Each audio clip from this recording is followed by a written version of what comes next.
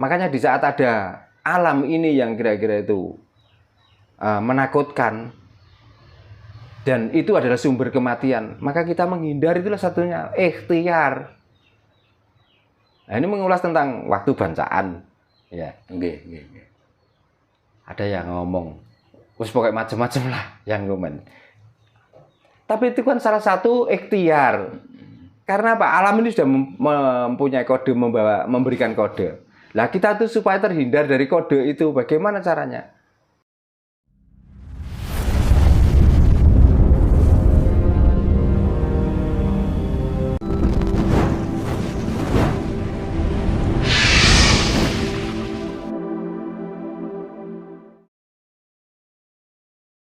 Gitu loh.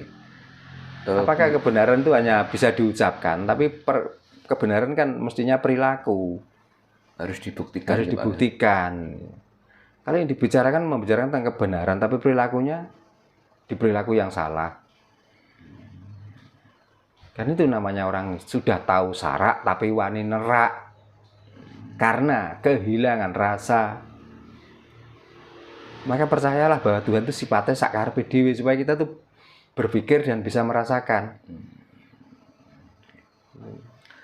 Menurut pemahaman orang Jawa bahwa Tuhan itu kan nyata, ya Pak, bukan. Intinya kalau Tuhan itu nyata, manusia bisa mendikte Tuhan. Mendikte. Nah kenapa nggak bisa? Kan dari awal-awal sudah sering saya sampaikan toh. Mendikte tadi ya. Mendikte itu artinya ngetes sampai di mana Tuhan itu. Betul. Esanya. Waktu dulu belum ada PDAM, waktu sungai kekeringan, waktu sumber itu sulit, apa yang dilakukan orang-orang waktu itu? Tanah yang melata digali untuk mencari sumber. Kalaupun nggak mendapatkan, dia akan beralih ke tanah yang lain, digali lagi. Apa yang diinginkan? Supaya dia mendapatkan air sumber. Nah, dari mana air sumber itu? Bukannya dari Tuhan? Nah, untuk apa? Ya untuk mencukupi kebutuhan, ya minum, mandi, dan lain sebagainya. Apakah menggali sumur itu bukan cara mendikte Tuhan? Kenapa kalau kepengen punya jagung banyak kok enggak yang ada saja langsung dimakan? Kok harus ditanam dulu, harus dipupuk? Supaya apa? Supaya bisa menghasilkan yang lebih banyak biji. Apakah bukan itu cara mendikte Tuhan?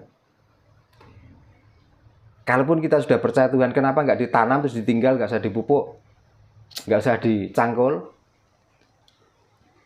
Nah, mencangkul, mempupuk itulah cara mendikte Tuhan.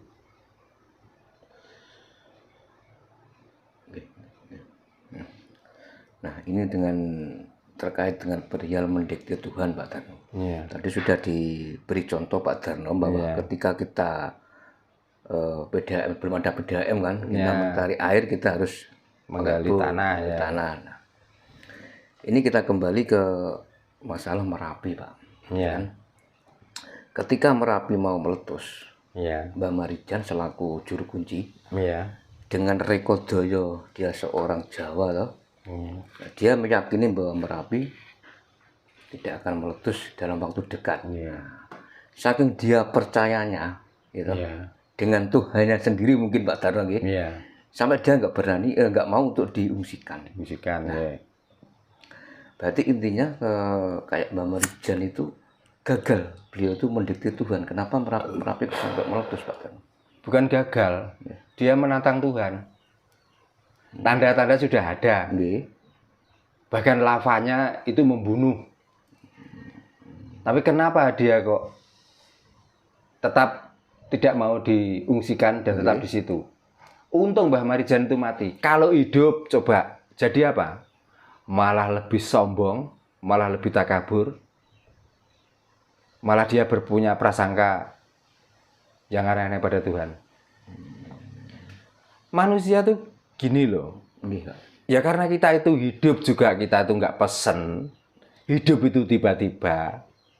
Rawatlah hidupmu Tapi percaya di dalam hidup kamu akan mati. Lah mati itu nanti jalannya lewat apa?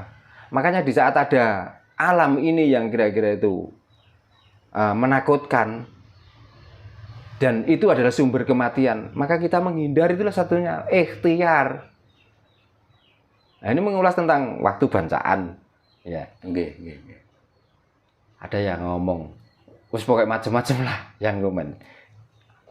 Tapi itu kan salah satu ikhtiar. Karena apa? Alam ini sudah mempunyai kode, memberikan kode. Lah kita tuh supaya terhindar dari kode itu, bagaimana caranya?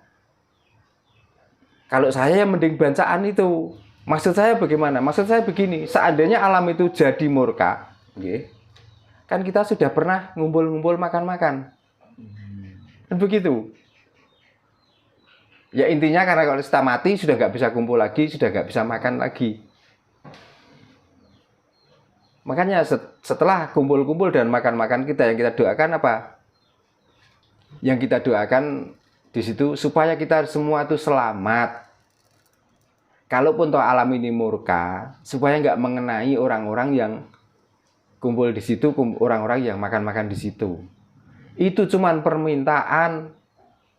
Saya kan juga nggak memastikan waktu itu. Kalau begini pasti alam tidak akan murka dan tidak akan mengenai kita. Kan enggak, ini kan salah satu bukti rekayasa kita atau cara kita untuk menolak kode alam itu. Kalaupun itu terjadi, paling tidak kita waktu hidup sudah pernah kumpul-kumpul, makan bersama. Yang kita inginkan dan kita syariatkan di situ adalah keindahan. Dengan indah itulah kadang-kadang kita itu terhindar dari malapetaka. Tapi kalau memastikan, saya juga nggak pernah berani kok. Gitu. Nah, apa yang saya ramalkan itu terjadi, monggo. Kalau enggak kan berarti Tuhan juga, wah ini orang yang senang kumpul-kumpul dan membicarakan tentang kebaikan alam. Kan saya tidak membicarakan tentang kemurkaan alam terus. Yang saya harapkan kebaikan alam ini loh. Nah, apa salah kira-kira kalau saya membicarakan tentang kebaikan alam, mau nyatanya dihidupi sampai sekarang itu loh. Oke, Pak. Coba bayangkan, dari tahun 67 saya lahir sampai sekarang, nyatanya saya masih diberikan hidup. Nah, apakah salah saya itu bersyukur pada alam? Kalaupun saya mati nanti, saya berharap supaya dimasukkan di dalam alam yang tidak, alam bencana itu, dan alam yang bahasa Jawa ini suker. Itu. Nah, kalau orang lain menganggap salah dan orang lain menganggap itu sesat, ya silakan. Perasaan saya seperti itu. Masa saya harus mengikuti orang yang menyalahkan itu? Hidup matinya seseorang itu kehendak Tuhan, Pak. Pasti. Pasti. Ya. Tapi kebanyakan Tuhan adalah memilih hidup daripada mati. Kenapa, Pak? Alasannya kenapa? Ya jelas karena hidup itu nikmat. Makanya siapapun orangnya, setebal apapun imannya, dikala orang itu sudah mendekati ajalnya, berbagai cara untuk apa? Untuk supaya kita awet hidup, diobatkan ke dokter. Pak Bayan kemarin, di dalam hatinya sudah sedikit banyak tertanam bahwa hidup dan mati adalah sudah kehendaknya. Tapi di saat kena panas pilek, apa yang terjadi? Saya nggak tahu langsung, tapi sambatnya ngaruh. Yang dibutuhkan apa? Sehat dan hidup toh, supaya awet hidup. Jadi Tuhan itu suka pada orang yang hidup. Nah, ini cerita lagi, Pak. Tadi Pak Darno mengatakan bahwa Tuhan itu senangnya kan hidup. Nah, ada lagi bahwa ketika orang itu berangkat haji, ya, beliau itu justru malah lebih senangnya itu mati di sana. Itu kenapa Pak itu? Gimana tanggapan Pak Darno? Itu cuman apa ya? Cuman bahasa bagi orang-orang yang masih hidup kok. Sekarang gini aja, belajarlah kapitayan, belajarlah agama. Sampai mentok spirit sampai ke situ. Di saat di sana melakukan ibadah itu dan tiba-tiba di sana lemah dan napas kita sesak. pertama kali yang dimintai tolong siapa? Apa langsung Tuhan cabutlah nyawa saya karena saya sudah siap? Apakah dokter? Kalau mendatangkan dokter artinya dia tetap milih hidup daripada mati walaupun di sana. Itu bahasa orang-orang yang pulang masih sehat. Bagi orang-orang yang sudah mati di sana tersiksa. Saenak-enak wong mati Mas In. Niku enak nek omahe dhewe digepung keluargane dhewe. Tapi bagi-bagi mereka itu suatu kebanggaan ya Pak, bisa mati di sana itu kan. Nah, yang bangga itu yang hidup, yang hidup yang bisa pulang ke sini. Wes toh, jujur wae.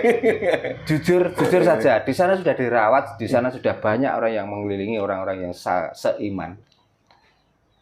Karena orang yang mau mati, hatinya itu masih waras, perasaannya masih utuh. Saya juga pengen tahu orang-orang, kecuali orang-orang yang sudah mungkin buta dan putus asa sampai lehernya digantung, ditali. Kecuali orang-orang itu.